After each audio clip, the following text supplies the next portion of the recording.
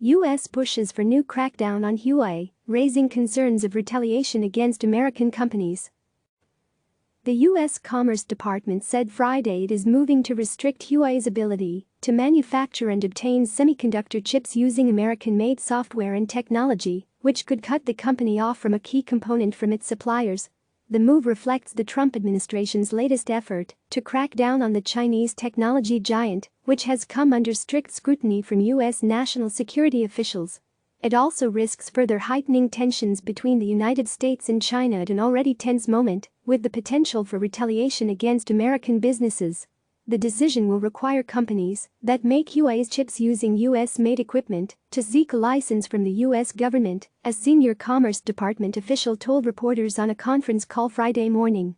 In making its announcement, the Commerce Department accused Huawei of trying to circumvent an agency blacklist known as the Entity List, of which Huawei is a member, and which imposes restrictions on U.S. trade with the company. Huawei didn't immediately respond to a request for comment. In the past, it is said that putting limits on Huawei could lead to the U.S. falling behind in the deployment of next-generation wireless networks. Minutes after the announcement, a Chinese state media official suggested that retaliation could soon follow, potentially targeting large U.S. companies including Apple, AAPL, and Boeing, BA. Based on what I know, if the U.S. further blocks key technology supply to Huawei, China will activate the Unreliable Entity List, restrict or investigate U.S. companies such as Qualcomm, QCOM, Cisco, CSCO, and Apple, and suspend the purchase of Boeing airplanes, tweeted Hu Zijin, editor-in-chief of the Global Times, an English-language newspaper controlled by the Chinese Communist Party. Spokespeople for the U.S. companies didn't immediately respond to requests for comment. China has previously threatened to unveil an unreliable entity list modeled after the U.S. Entity List, but has stopped short of introducing it. The suggestion of retaliation against major U.S. technology firms could foreshadow a major escalation in the U.S.-China relationship. Asked about the rhetoric from China, a senior State Department official said on Friday's call that the Commerce Department move does not mean chips cannot be sold to Huawei, but rather that the U.S. government will potentially be able to block transactions when reviewing license applications. In a separate decision Friday, the Commerce Department said it will extend a temporary authorization for U.S. companies to do limited business with Huawei.